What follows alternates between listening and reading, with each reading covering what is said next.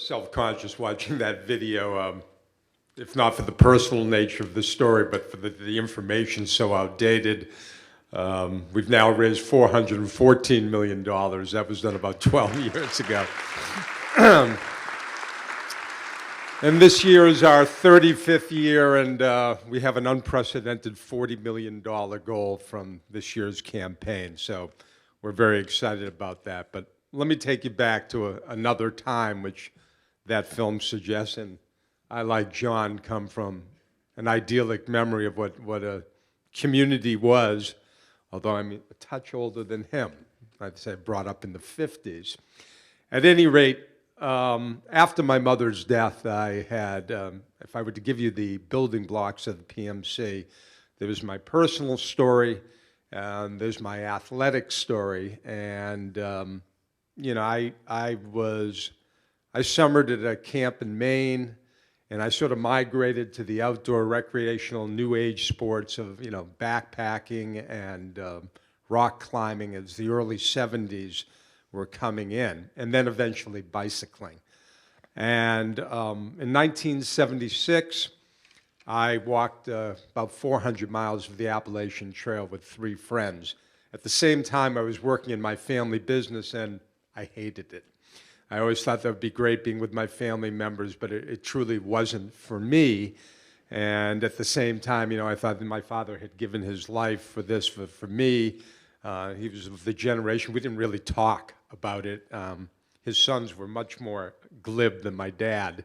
And, you know, while I was planning this trip on the Appalachian Trail, not telling my dad, and then realizing I was going to leave this career path that he had thought for me would be for me, and I hadn't shared it with him until I knew I was fully committed. And I finally said, Dad, I'm leaving, and this is what I'm going to do. And he looked at me and says, oh, God, I never wanted this for you. You ought to be doing some kind of high-end sales. And I looked at him and I said, you think you could have ever mentioned it, ever? Well, that's the downside of the romantic side of our generation. You know, you're supposed to be smart enough to read into your parents' thoughts. So, at any rate, I had a romantic ideal, and I frankly, I just wanted to get away. I wanted to reflect. I wanted to get into the woods. I wanted to test myself. And I had coerced 3 other friends that this would be fun. And so on May 15th, 1976, we started from the northern terminus, Mount Katahdin, and we were going to do Maine and New Hampshire. And after a beautiful first day, we had 8 straight days of nonstop rain. And this created a legitimate survival experience where, you know, we had no long-distance forecast, we had no Google Earth, we had none of that stuff. We were carrying 10 days' worth of food, and I could tell all the great stories that happened to us, but suffice it to say that after 10 days of this, where we got lost, everybody lost 15 pounds, everybody was miserable, my 3 friends quit. And, you know, I wasn't going to quit, not because I was tougher, not because I was more stubborn, though I was. I wasn't going to quit because I did all the work. And it was easier for them to quit. And so one of the lessons that came from that was, as I was creating the Pan Mass Challenge some 3.5 years later, was I wanted people to be vested. And if, again, in an era of non-website development, I can't tell you how much the web has meant to event programming, our industry in general. But in that point, I used to make people submit a handwritten pledge sheet showing me where the money was from. Now, you got to remember 1980, there might have been walks.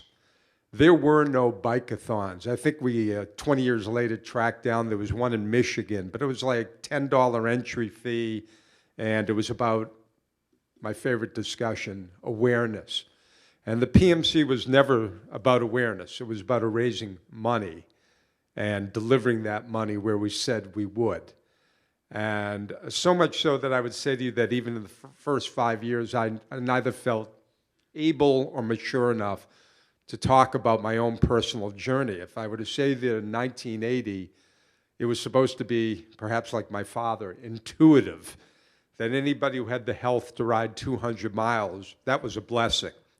And you ought to pay money for the honor of riding 200 miles. In its earliest incantation, that was the Pan Mass Challenge. In an era that preceded biking from Le Mans to Armstrong, from hippies to yuppies, from the new migration of outdoor recreation, the PMC surfed the curl of the wave of all of those trends, as did event programming. Many of you have come from development circles. Certainly, traditionally, it was always seen that, get yourself a high-end donor and try and get $1 million gift. It's a lot more productive than trying to get thousands of people on bikes to raise money for any particular cause. And I would say to you that even today, that idea, obviously has its appeal. But I think for people who've grown up over the last 30 years, and when they look at an event like the Pan Mass Challenge, they see not only big bucks, but they see a community of passionate people who themselves have unbelievable skills. So let me track back about the model. I said to a couple of young gentlemen here, it wasn't rocket scientists, but it sure took a long time to do. And that the PMC would be built upon because also, full disclosure, I had no business background. And I would encourage anybody to take a business course. You probably could have done what I did in a third of the time. But I wasn't going to get any underwriter per se, nor was I going to put forth my own money to create this shingle or to create a business plan. I was going to get a community of people to do the following. I was going to get a community of people to ride and raise money. I was going to get a community of people to volunteer. And I found that a lot easier than getting corporate underwriting, particularly in the 80s, where event programming and business had not seen events like the Pan Mass Challenge as anything other than something they might give a charitable gift to. Always better if you could get money from their marketing budgets. But nobody thought like that then, that who were these people who participated in the Pan Mass Challenge? Were they our demographic? Were they our investors? Were they our trustees? Well, if you've looked at the PMC started pretty every person, but it's a pretty elite event.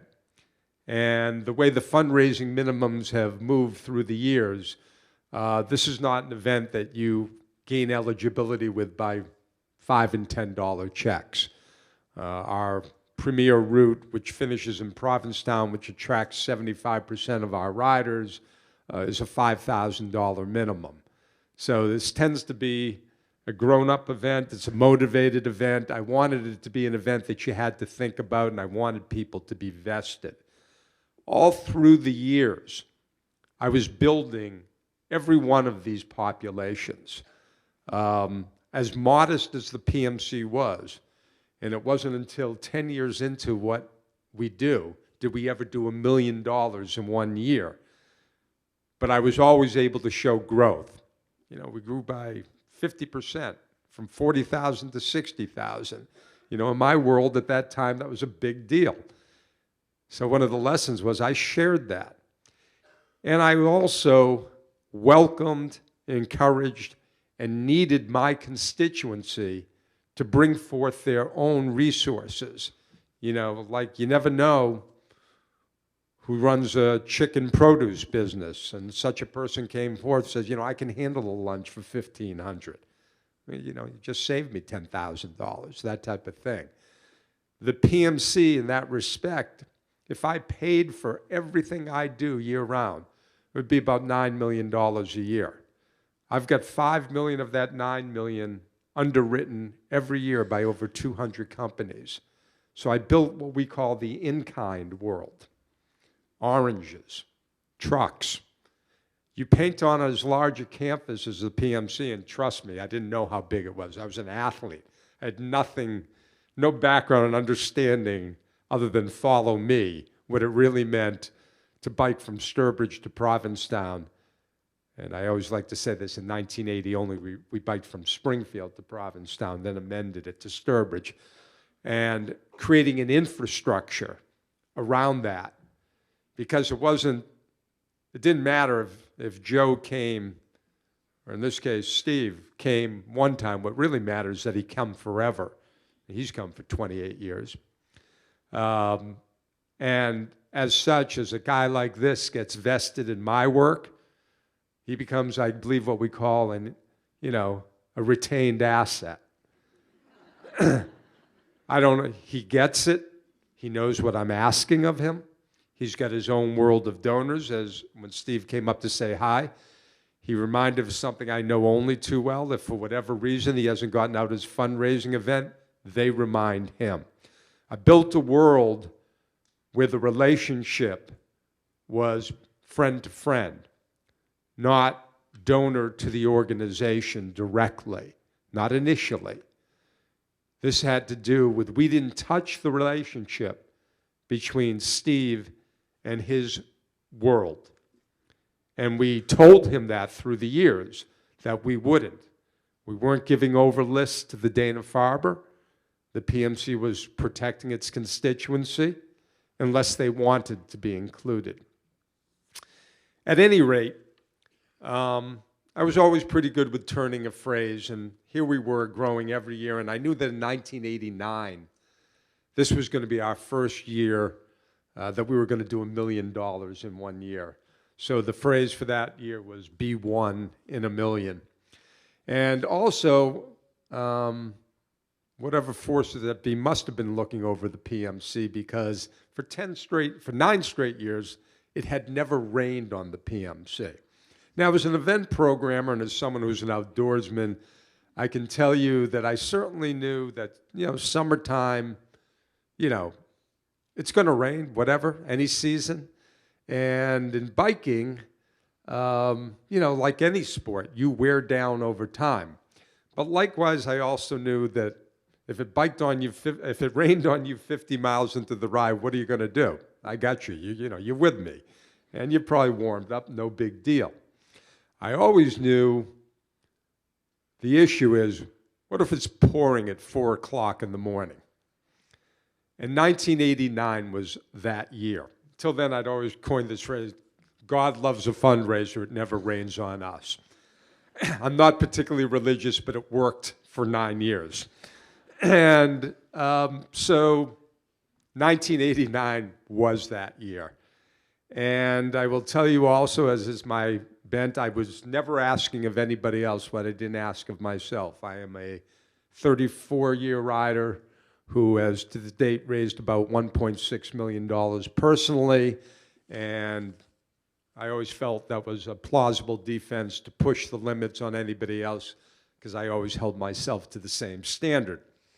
So we had this doom forecast, and it's now complete darkness. I'm out in Sturbridge, and it is literally, it's pouring. And I said, this is it. This is the test.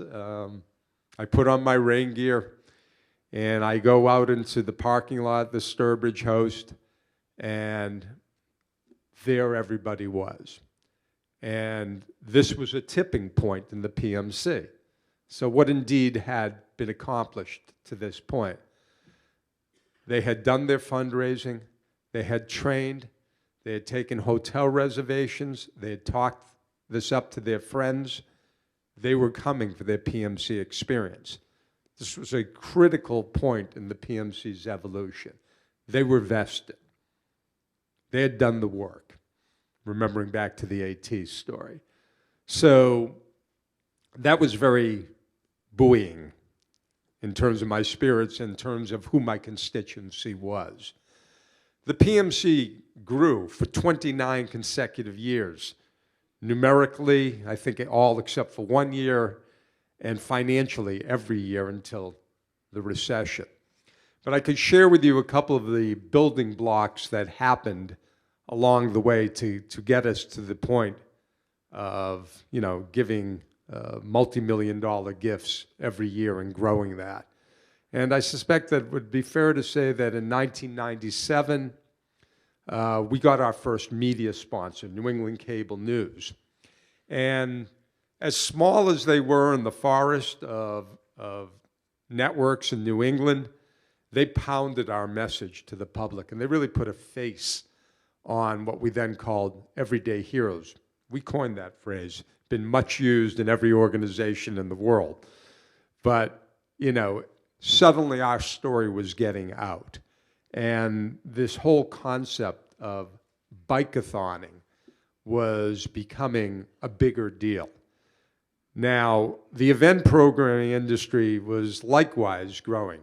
But if you've done your history or your studying, you'll notice the bike-a-thons that raise the bigger money around the country. There are tens of thousands of events, but it's the bike-a-thons that raise the bigger money. And I could, basically say that many have followed the PMC model, but it was also who was riding bikes. And that while walks and runs are nice, they're not an event. They don't carry the sense of travel, adventure, teamwork, technology that roll into this sport. And I might even add, I'm afraid, danger, speed, which is all part of the attractive package of traveling cross-state with a group of people. As the PMC grew, this intimacy of a band of brothers and sisters got replaced by something much bigger. And I miss some of that intimacy. I could wax nostalgic about the days that we just didn't have our act together. Dorms were co-ed, guys and girls showered together. It's amazing I never got sued. But I did. People were too tired. But fraternization was great. At any rate, all of this was really coming together in the bike-a-thons, and we continued to be able to grow our gift. In 2002, I'm sure many of you remember that the John Henry Group was making their financial play, which against a more local group for the Boston Red Sox. A couple of years earlier, we'd had the CEO of the San Diego Padres come speak at opening ceremonies. I might add, when I say opening ceremonies, at this point, New England Cable News had now been broadcasting live. So, we now had television, live TV as part of a bike-a-thon. It was a whole new level of glitz and empowerment and recognition for participants. The keynote speaker was Larry Lucchino. You all know him, you love him or you hate him. It's hard to hate him. He brought a lot of championships to Boston. But Larry was a cancer survivor treated at Dana-Farber by Dr. Lee Nadler, a PMC keynote speaker, a friend of mine, and a PMC rider. And I start petitioning my own people. Let me tell you who you're rooting for in this financial tug of war. We're rooting for the outsiders, because if they do, I get an in. And that came to be. And it's the only time that I ever gotten to be in the room with John Henry, Tom Werner, and Larry Lucchino all at the same time. My pitch pretty much amounted to, I know the Eternal General is hanging you guys up to create a foundation which got nothing to do with you buying the team, but I'm doing 15 million without you. Imagine what I could do with you. And they looked at me, they smiled, and said, "Hey, great, nice, goodbye." The deal got done. They're now the 12-year presenting sponsor of the PMC.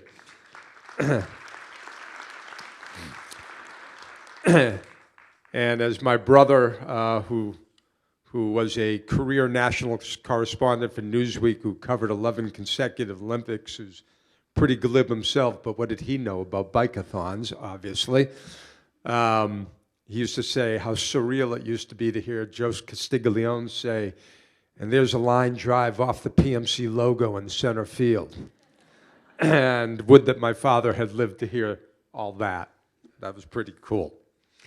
So, with the added recognition and all the corporate underwriting that's come in the new millennium, and I even think with the Red Sox tenure, the year after their ownership, we had our 25th year gala, and they came with the championship trophy, and that was a big deal.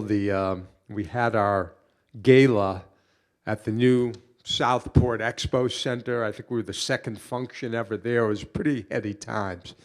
And we gave a check for $20 million, and everybody thought that was a pretty big deal. I thought it was a big deal, but I thought we were capable of more. And now this year, for our 35th year gala, we're going to be under a big tent inside Fenway Park, and we're expecting to give $40 million. All this journey, for all of you who clearly chose your own paths, I couldn't say, did I ever see that we would be a $40 million event? No. I just knew we could be big, whatever that meant. You've got to want to like the journey. Because once you climb over any hurdle, if we share any DNA, you pretty much go, what's next? You're never satisfied. And why would you be? Nobody's perfect. Nothing's perfect. The PMC is fortunate enough that we paint on such a large landscape that it will never be perfect. I used to like to think that I could create the zen of a perfect bike event weekend. And I would say that last year was about as close as we ever came. Like 75 degrees, dry, partly cloudy, 800,000 miles biked, 3 transfers to hospital. You have no idea what a statistical anomaly that is. So we knew we were riding the coattails of about as close to perfection as I'm ever going to come. Fundraising an all-time high. What do you do with that? You set the bar higher. And that's the PMC, and I would say to you that the culture of the PMC is that I'm enabled by people like Diane and Steve. They come back year after year. They never expect me to back off. We're in the field of cancer. I think we recognize that this may not get done in our lifetime. It changes nothing. Our work is to move the ball forward as it is in your own fields. And we can do better. And, though I still get questions about, it's great what I do the rest of the year? I can tell you that it's been a life's journey that I won't say I've loved every second of it, but at the same time, it fills my waking hours with creativity, wonderful people, and it's an unbelievable community to be in, and I hope it's that way for yourselves as well. Now, David and John, I don't know if you want, I know David to give me some questions. Is my time up, or should I open it up? Would anyone have a question at all? And I can't really see into the audience that well. I see way back. The question was, what's the most surprising thing that ever happened in the Pan Mass Challenge? Okay, I'll tell this story. In 1991, the story of the weekend itself, it's always about weather. I mean, that's the truth. You start running a mass event if you have rain or big heat, and interestingly enough, heat is much more of an issue than rain. Things are bound to go awry. In 1991, it was the first year, and keep in mind it's a different era. We were still Sturbridge to Provincetown. We were a lot younger demographic. I was a lot stricter about what people did, how they transported, blah, blah, blah. And we'd take 1,000 people home on what we called the party ferry, still do. But it was most of the event going home.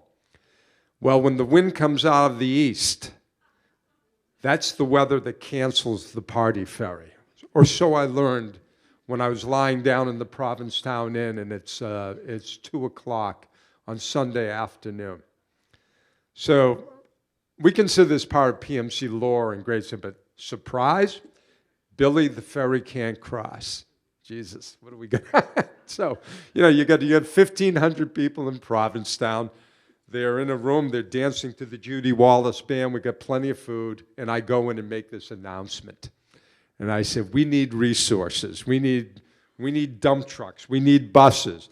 And everybody mobilized. I mean, everybody brought forth resources. And everyone knows where Provincetown is. You're at the tip of Cape Cod. Traffic wasn't in 91 what it is now, but it's still a summer weekend. And we brought in people had dumpsters and flatbed trucks, and we're tying bicycles down. To make a long story short, everybody got home, and not terribly late either.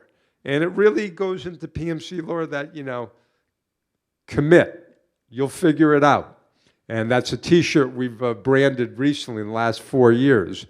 That was a surprise. Anybody? Yes, sir.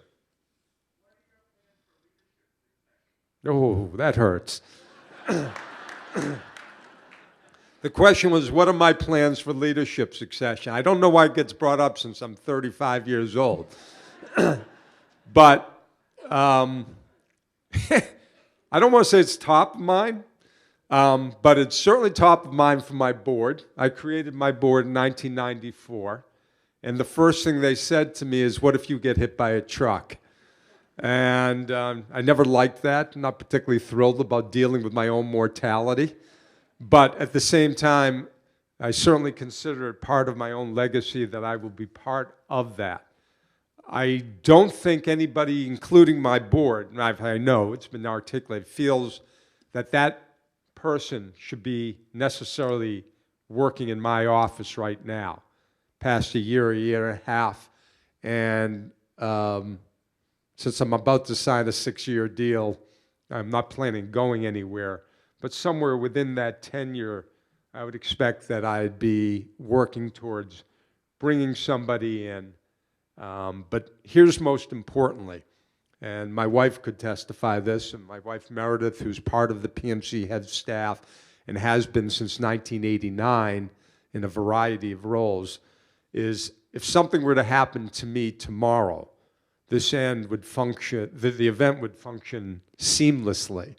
Culture may change, but if you were to see the professional nature of my head staff, a 17-person group whose average tenure with me is over 15 years apiece, my 4th generation of head staff, and the lieutenancy beneath them, and the 3,300 volunteers beneath them, you would feel quite secure the quality control of the PMC weekend would be fine.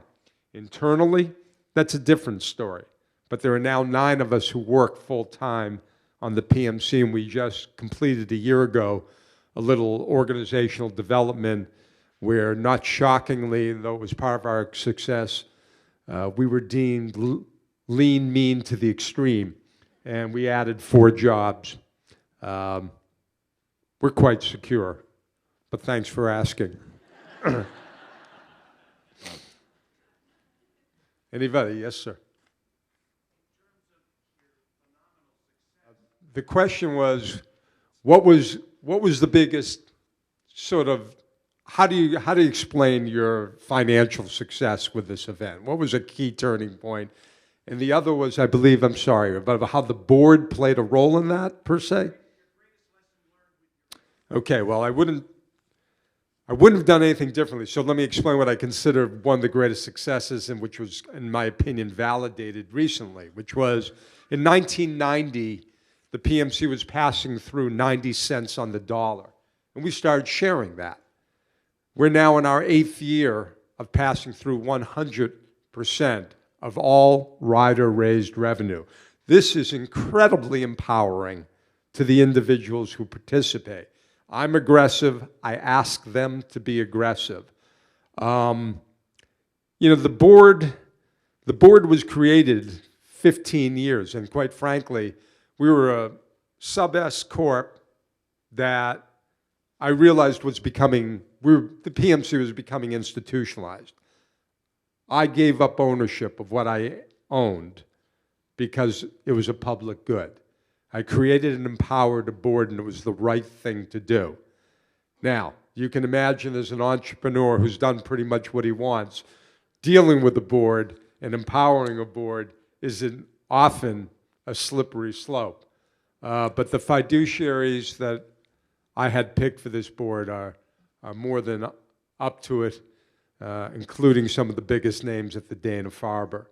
So, you know, I think they see their role primarily right now as organizational development and eventually succession planning. But from 1994, it was probably about getting our arms around the money, how it got reported, you know, huge amounts of money. I used to do all this at my father's dining room table. You wouldn't believe how innocent it was for a fairly long time. Thank you all for having me, and good luck today.